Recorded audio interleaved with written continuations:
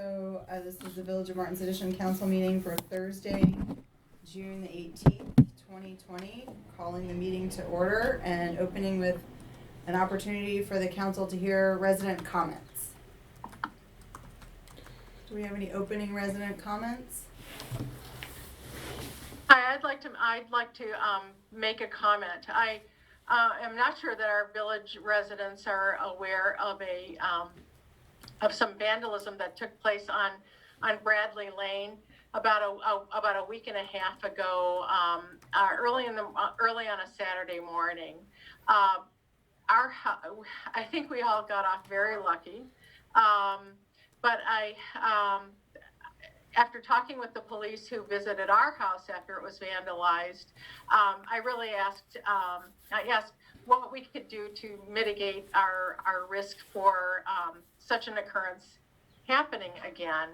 And the police officer was kind enough to offer a couple of suggestions, and that is one that we've heard over and over again, especially as people go on vacation and leave town during the summer months, and that is to lock your car doors, make sure your homes are lit.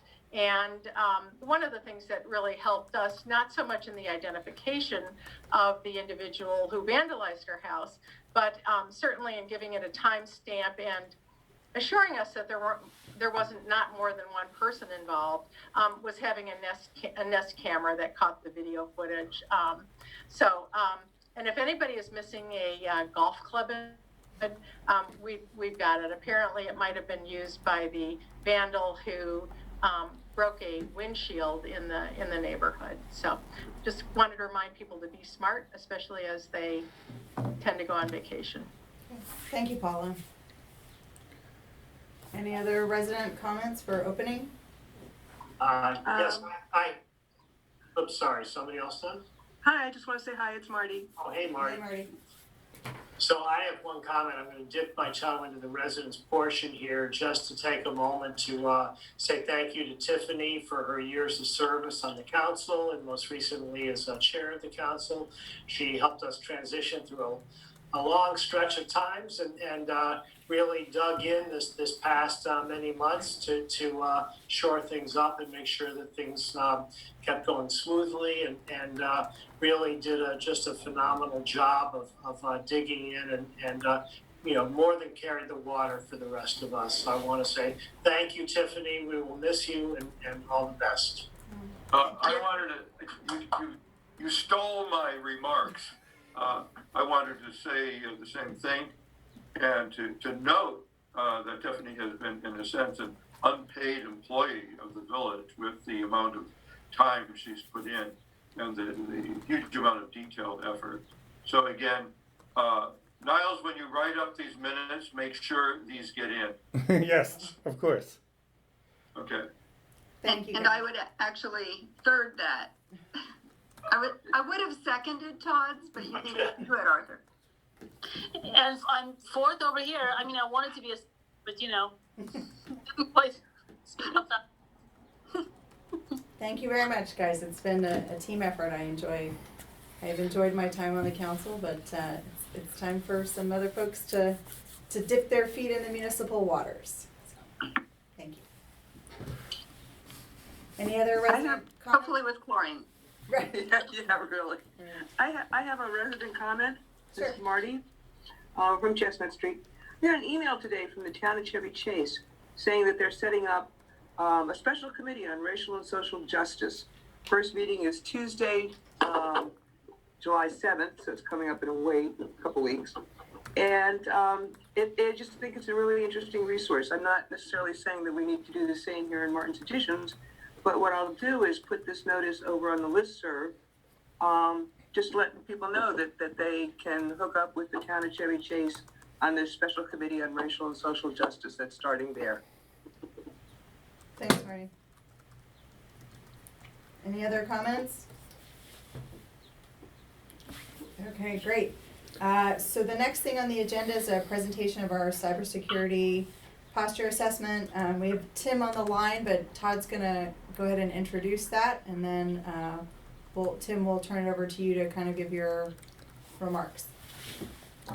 Yeah, Yes, thanks, and we engaged in this really at the inspiration or idea from Marty. I think it was just you, Marty. I don't know, Paula, whether you were part of that, the suggestion. You may have been. Yes, they both were. Okay, well, thank you for your suggestion, and well worthwhile. And we initiated this both as a protection of from, that was the origin of it, for protection from outside, any outside threats, but also to give us a reason to take a look at our processes, how we were handling things inside as it related to our equipment and services. So it gave us a good chance to do that. We went out to a lot of companies and selected Wildcard. And part of our challenge was we're a small guy relative to the monstrous enterprises or large municipalities that most of these companies deal with. But we liked what we saw from Wildcard because they could actually size it, scale it to an organization our size. So we appreciate that. I'll let Tim has been our lead person on this, though he was joined by a colleague through much of it. And maybe, Tim, you can just talk about some of the things you did and then just give the highlights of what you found. So thank you for your good work. Yeah, thank you for having me. Can you hear me okay? Mm-hmm. Yes. Okay, good. So yeah, we basically came in and what we did is we looked at the village in basically 3 different categories. So we looked at everything from a organizational level, we looked at it from a strategic level, and we looked at it at an operational level. And so that means we're looked at how you do your processes and procedures, what kind of governance you have, and all the way down to what the controls actually are. So are backups happening, when they're happening, things like that. So most of it was done via talking to the manager, talking to Niles, and then I interviewed Todd and Tiffany as well. So we talked to a few people throughout the village and just kind of got a feel of their understanding of how things operate, what their concerns were, and things like that. So essentially what we found is the village is probably in a similar position as most of the other municipalities of your size. So it's the day-to-day stuff they're mostly trying to worry about and let the systems and operations things kind of take care of themselves via third-party vendors and support mechanisms and things like that. So overall, I think that the village is not in terrible shape. There were some things that I would recommend that get shored up just in some of the validation, some of the training, some just formalizing some of the relationships that you have. So overall, I think that you're well on your way and you're doing fine. There were, Niles mentioned that several of the findings that we had were already fixed. So yeah, it looks like you guys are in decent shape. Yeah, and I just want to speak to that last point a little bit more. So we've already started working with our IT vendor, working on some of the process things, working on some of the technical things, shoring up some of the things. So we're going to be entering into the next period here where we'll be doing more of that, fixing some of the things, creating certain procedures and training material and things like that, as we are also recruiting for a position, as you're aware of. So that's also going to help with the onboarding and also make us stronger. So I think across the board we're taking this very seriously, and I personally thank Tim a lot. He was very helpful and answered questions, and we could kind of go through this together. And Todd, as well. But I think we're in a good place, as Tim said. But we can certainly make improvements, and that's my goal for the next couple of months. Tim, can I ask a question here? I read the report, and the advice you gave looks very good from my untutored perspective. But I was wondering if at our next meeting, whether you could spend 10-15 minutes talking to residents about personal cybersecurity. What could the ordinary person be doing, which is quite different from what a small office environment is? Because I think that reading your report and the thoroughness of it suggested that you have a lot more to say about this to us ordinary citizens, that perhaps it would be useful for the rest of the community to hear. Is that something you could do? I certainly can. You might even get some business out of it. Maybe. But yeah, just send me time and place and I will try to be there. It will be the same time and in roughly a month. Roughly a month? Yeah. Sure, let's do that. All right. Yeah. I had one question about the cybersecurity issues. Sure. You know, when Paula and I were you know, seeing some cybersecurity problems, perhaps might be the word for it, under the previous village manager, one of my concerns was external financial attacks, that our finances were vulnerable. And I know that we also did the financial review, because Arthur, thank you for getting on that. But I just wanted to ask, you know, this ransomware stuff, it's been happening a lot to small villages in Maryland in particular. We're one of the states most frequently hit. And I just wanted you to please talk for a minute about what we have that would really give us a good firewall against any kind of ransomware or cyber financial attack.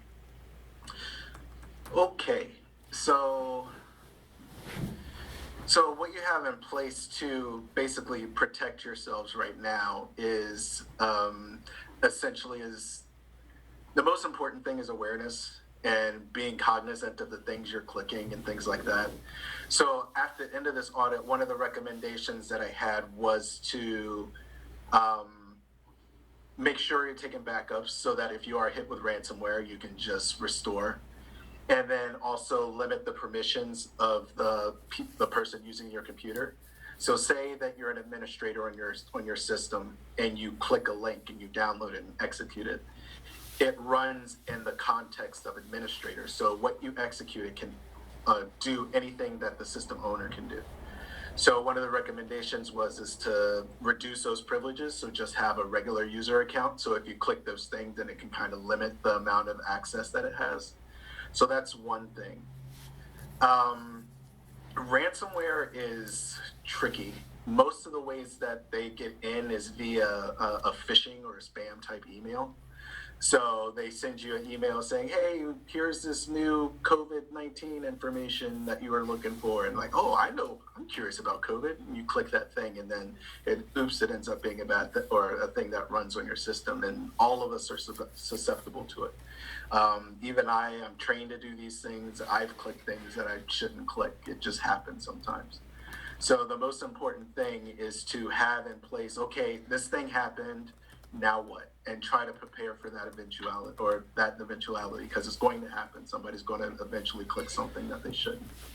And having in place, like being able to talk to your IT vendor and having them come in when they need the help to respond and things like that is your best bet to protect against that type of attack for the village. Thank you. Following up on that, personally, I have a backup, a solid state drive that is permanently attached to the computer and is backing up regularly. Would an attack on the computer also get into that solid state drive? I see you're shaking your head already. But so it's not protection for that. I have to take it offline, unplug it, put it back in my cabinet somewhere. One of the things that they do once they get on your system is they try to look and find all the things that your system can see. So they're going to be looking on the network. If you have mapped drives, if you're saving your backups on a server somewhere, but it's still attached to it, then they're just going to encrypt that as well. Okay. So if it's attached to your drive, yes, it's going to be encrypted. One of the things that the village does have is that they're using, what's it called? OneDrive? Mm-hmm. Is it OneDrive? Yep. Yeah, yes. OneDrive. And built into OneDrive is ransomware protection.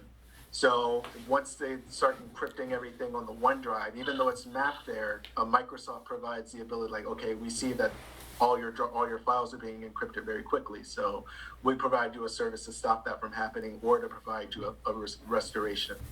Okay. So that's another way that the village is protected. But personally, yeah, if you have a drive, back it up and then take it off if it's really important to you. Good. Okay, that's for next month.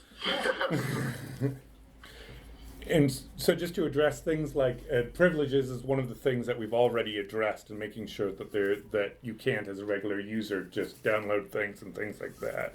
And also the backup, we're making sure that we have those physical backups and making sure that they're separate from the system. So both of those things are things that are being addressed now. So I just wanted to throw that out as well. I have one more question. Please If you send stuff up to the cloud, if that's your sort of backup storage mechanism, which I think it is for us, yes? It's one of the backup systems. So we Okay. also If have you a have physical backup. that cloud connection, again, I'm not a techie, but if that cloud connection is sort of on all the time, and you get hit with ransomware or some other kind of tech, does it like zap your cloud data as well? It depends. If there's an open channel? Yeah, it depends. So that's when I said OneDrive, that's the exact type of setup that I mentioned that the village has. So the OneDrive is in the cloud, so they're sending their files up to the cloud for storage and for, protection, essentially. So because Microsoft provides that protection of if things started being encrypted, then they're able to stop it. So that's an additional layer. That's not the case for every service and not the case for everybody.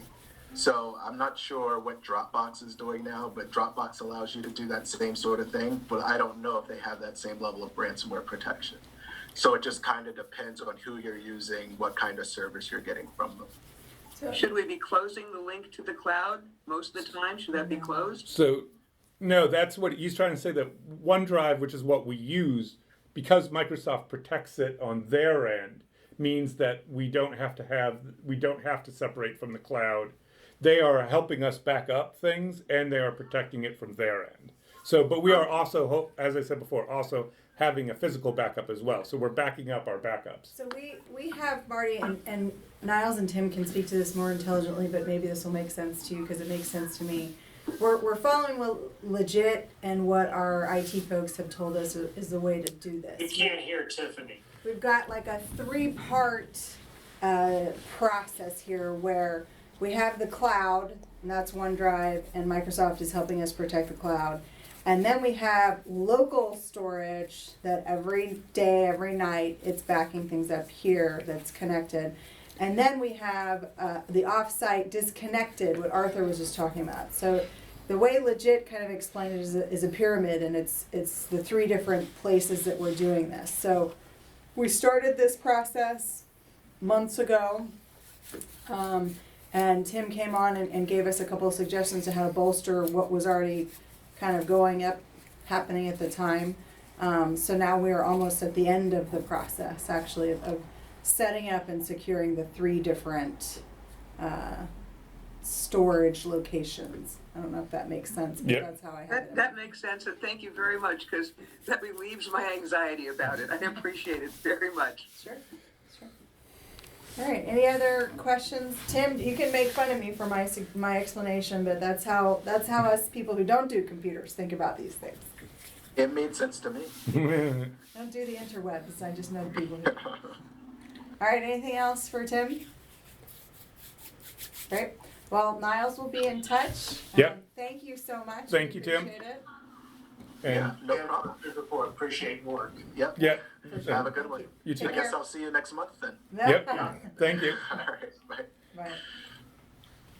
Okay, so now we'll move on to committee updates. Let's see, Paula, do you have anything for trees?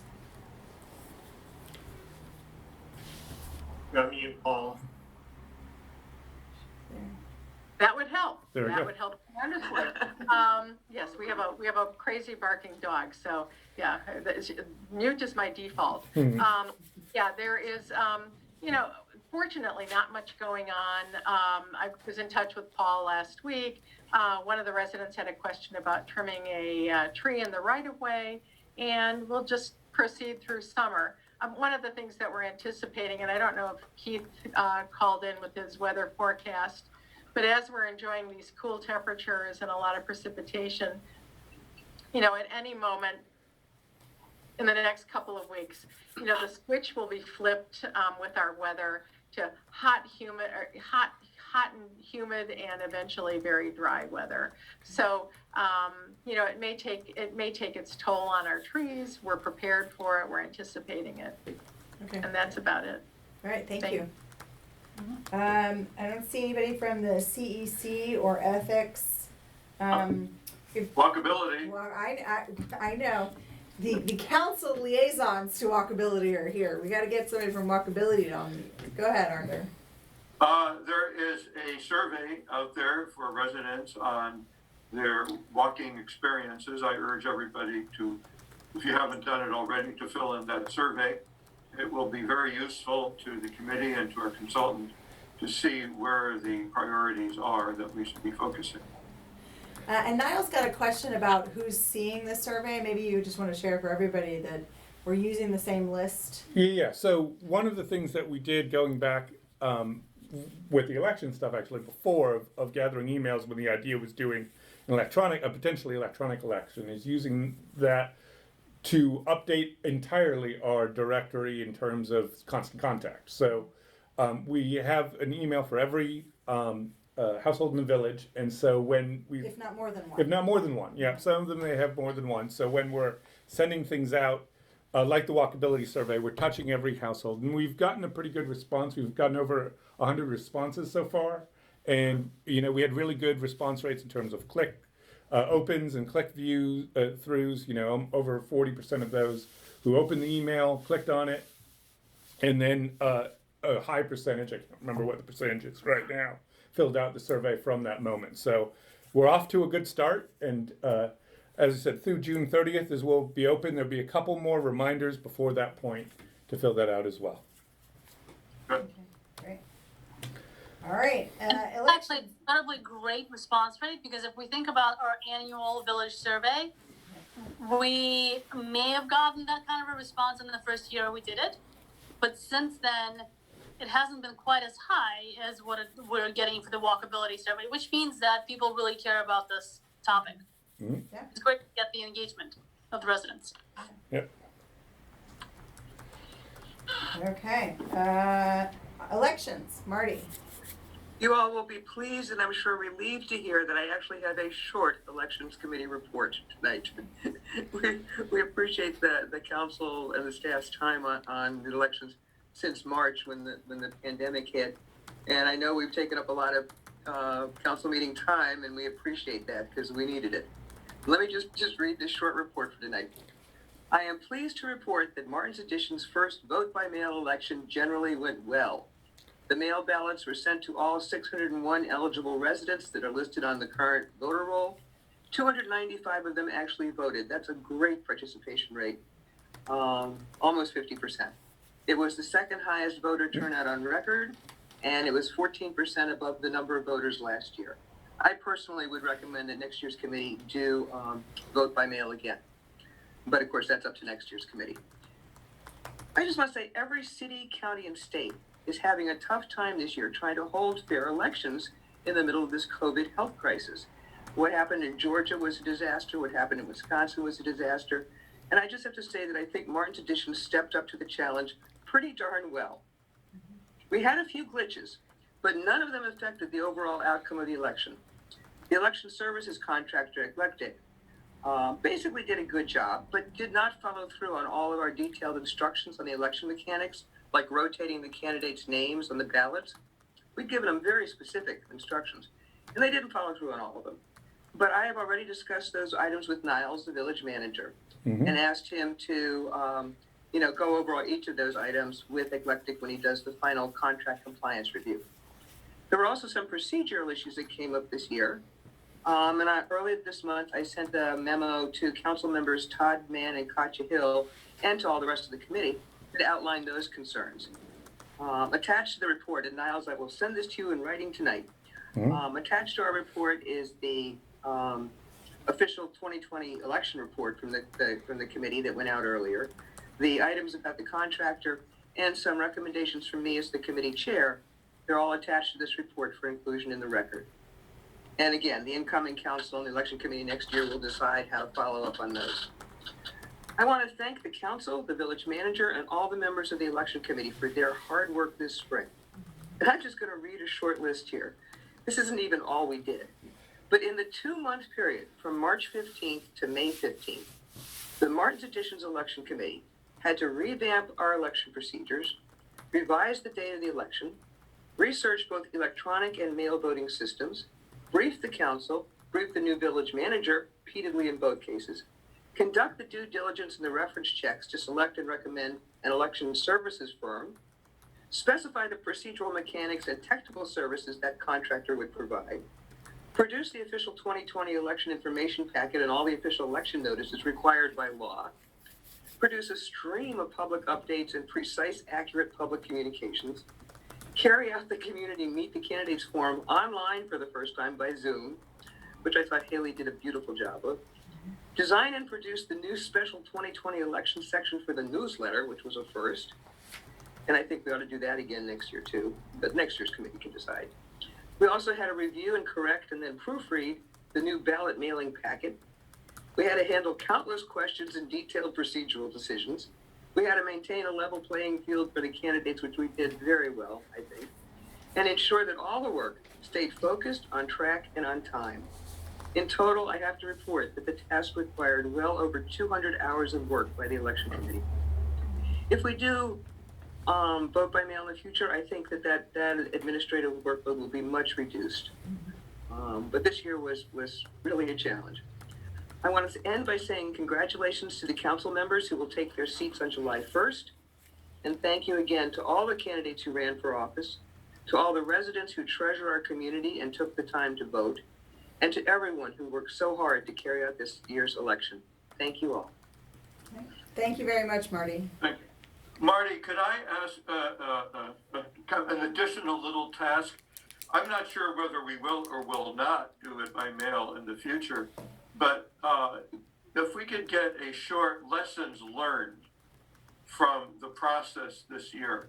It doesn't have to be extensive, but what worked well, what did not work well, what have we learned about doing it by mail that would be useful to a future committee if we were to go in this direction again? I think that would be, this experience, as you noted, our first one by mail, would be useful for any future election committee. I'd be happy to do a short write-up on that, Arthur. Okay, thank you. Okay, thanks again, Marty. Next is the building administrator's report. Doug? Yes, good evening. At 3506 Bradley, they submitted a demolition and building permit. We had the information meeting last night, and it went very well. They had a couple concerns about noise and congestion on Bradley, but the meeting was short, and I think people got a lot of information from it. On 7204 Chestnut, the council held the variance committee on May 18th. They approved the variance for the side addition. The stop work order has been removed, and the contractors have been proceeding with the construction of the addition at the rear of the house. On 7200 Delfield, Doug, are they they gonna have make some it? also. Doug, are they gonna make it before Excuse the me? July 4th extension? They only had a little bit of work to do, so I would think so, but I will send an email next week to the contractor and see where he is. Okay, thanks, sorry. Sure. On 7200 Delfield, they have submitted a variance for several additions to the existing house. We've been meeting with the Summit. applicant. Doug, you're talking about 7200 Summit, right? I'm sorry, 7200 Delfield, I'm sorry. They have submitted a application for a demolition and a new building. The plans are at the county right now. We've done a preliminary review, and we're waiting to hear back from the county. A residence information meeting has not been scheduled. At 3515 Raymond Street, they submitted an application to remove the existing house and construct a new house. We've been also working with the county, waiting for the county approval, and no meeting has been scheduled on that either.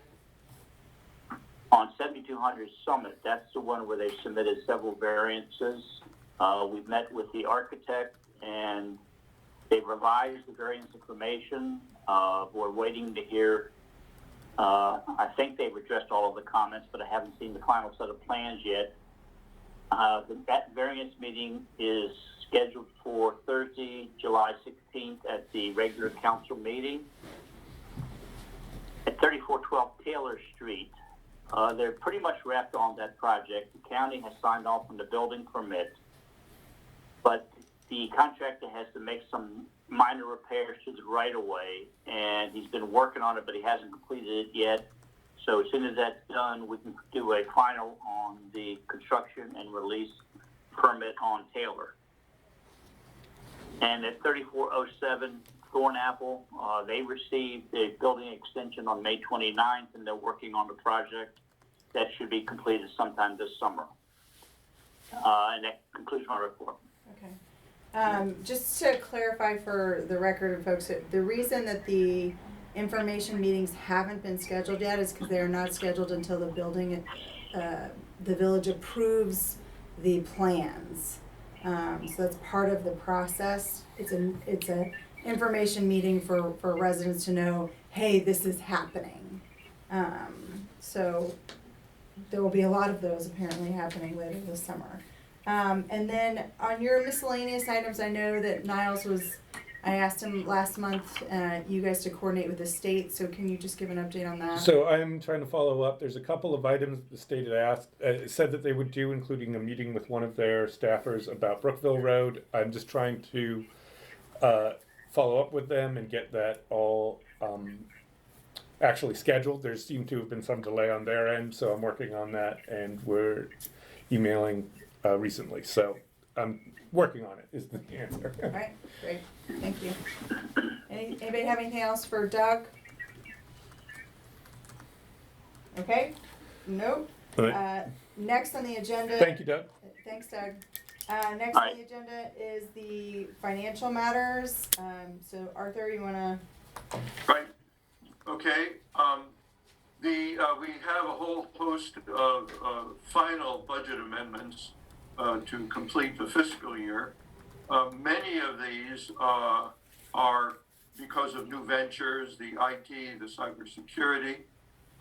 Also the election, we are putting the election contract with the outside contractor in community events, but we are talking about creating a new election budget item for coming years. So you'll see in the amendments, we are actually increasing it by $5,000 for the election, but also decreasing it because of money left over from other events.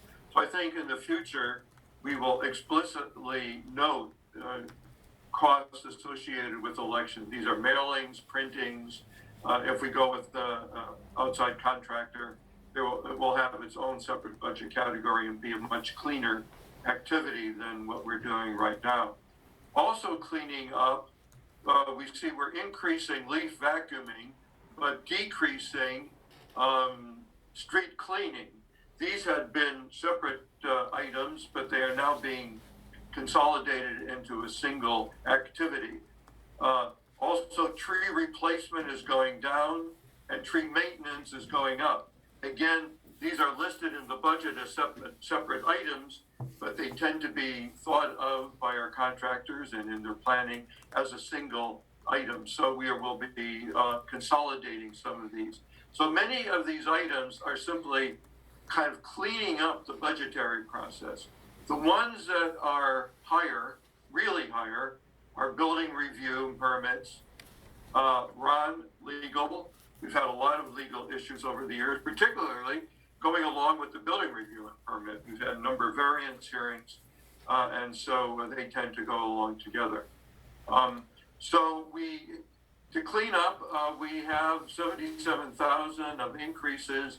We've identified $80,000 of decreases where we have not spent according to the budget. So overall, we'll be spending a little bit less than we originally planned. In terms of our overall revenues are going along just about what we're expecting for the year. And I expect we have one more payment coming in from the state for the income tax that will bring us right just about to what we are expecting for the year. So that said, we're in good shape. Arthur, I just want to say thank you. This is Marty again. Thank you for putting the election expenses in a separate category. Yeah. I've thought for years that should have a separate line, and I really appreciate you doing it. Yeah, it just made sense. You didn't even have to tell us to do it. We did it on our own. I give you an A+. Thank you so much. It's needed to be done. Yeah.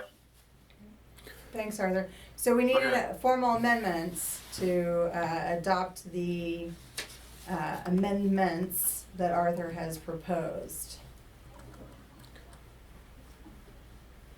I move to adopt the amendments as proposed.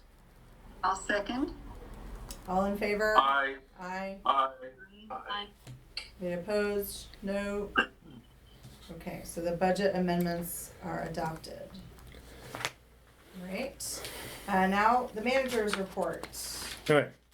So we got a few different things going on here. Obviously, want to thank Marty and the election committee for all of their work that they did with the election, and of course, me onboarding and trying to help as best I could with the election. So I wanted to just say that since that sort of happened since the last meeting. And then we've also been working on with some other committees, the walkability survey. I'm going to remind again, June 30th is the deadline. We'll send it out a couple more times in the weekly wrap up and a couple of direct reminders as well. So just keep an eye out for that. For the community engagement committee, we didn't have on there. We are I'm working with them to look at ways of perhaps making the Labor Day event something a little bit more than it has been in the past, due to the fact that there wasn't the celebration on the sidewalk, or there's not going to be the 4th of July event, which we announced at the last meeting, due to the COVID situation. So we're looking at ways of sort of making that event a little bit more. So I'm following up on that. And then this last Sunday, we did the shred event, which was a real success.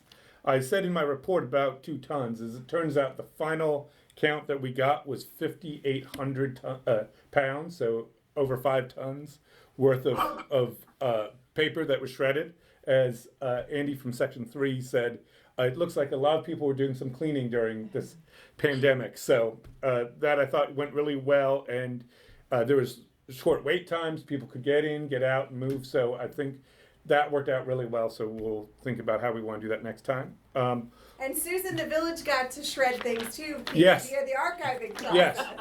And so that's another thing. So we're going to be.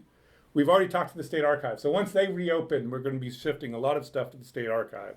So please note that work and the records retention is happening as well. So I just wanted to mention that, which I mentioned in here as well. And then we're updating more of the things with SOPs and village forums. I'm trying to do things to get a little bit more electronic systems where you're pulling from a form directly into Excel, that kind of stuff, cleaning up things.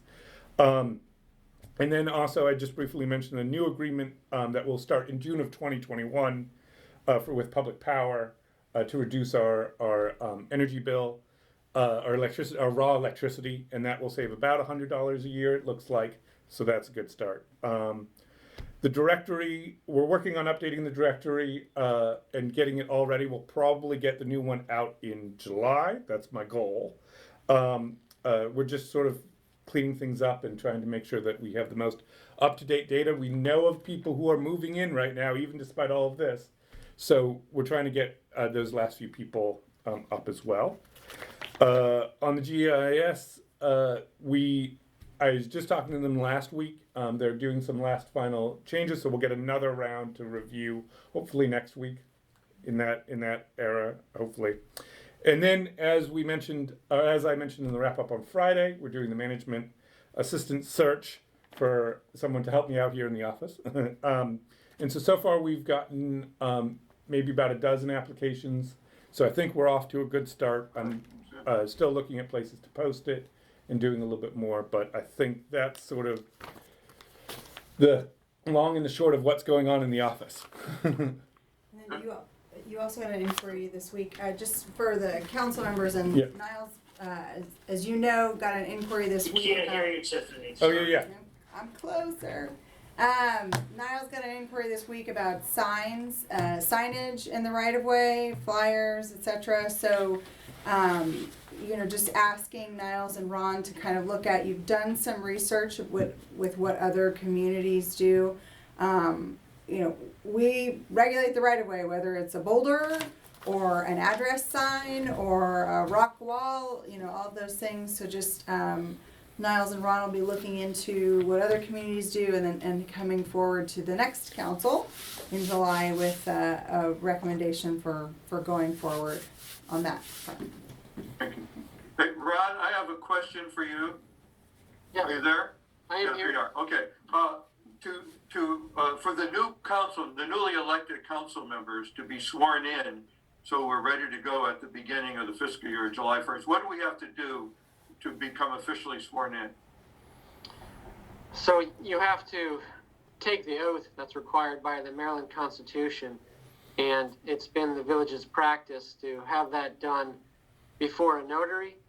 So by executive order, the governor does allow remote notarization, although Niles is in the process of being certified as a notary. So folks can just, probably makes most sense, just come into the office when you have a moment, and Niles can administer the oath to you. Niles, do you know when you will be So approved? I'm going to call the county court tomorrow. The last thing I need to do, so all my certification has already been approved by the Secretary of State. It just needs, I just physically need to be sworn in. And what, from my understanding, is the county court is going to reopen on Monday, fully reopen. They've been open for a couple of weeks, but preparing to reopen. So I'm going to try to call tomorrow and see if I can schedule a time to literally get sworn in. And then we should be good to go. So hopefully next week, but we shall see. And I'll say, Arthur, that if that timing doesn't work out, I am a notary, so I can administer the oaths as well if we get in a jam. And we could either do that remotely or figure a visit out. Okay, so by July 1st, when we officially take office, hopefully Niles ought to be having his little stamp available. I hope to. So that's my goal. Good.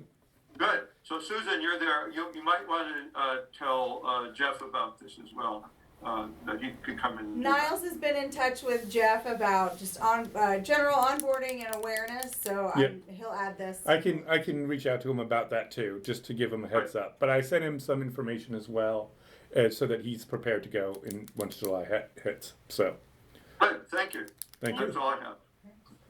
Thanks. Okay, so now we're back to closing resident comments. I think we have scared away all the residents. There's one. It's summertime, man. People are taking a break while they can. All right. Okay, well, hearing no resident comments, we're going to adjourn. Can I get a motion to adjourn? I will move to adjourn this last meeting of the fiscal year. Bye-bye, Tiffany. I'm gonna come back to heckle. Is there a second for? Second. All in favor? Aye. Opposed? Aye. Nope. All right. Thanks very much, you guys. Have a great night. All right, thanks. Good night. Bye. Be safe. Thanks, everyone. Hi, everybody. Niles, I'm going to send you this report in a minute. Sounds good. Thank you, Marty. Thank y'all. Good night. Good night.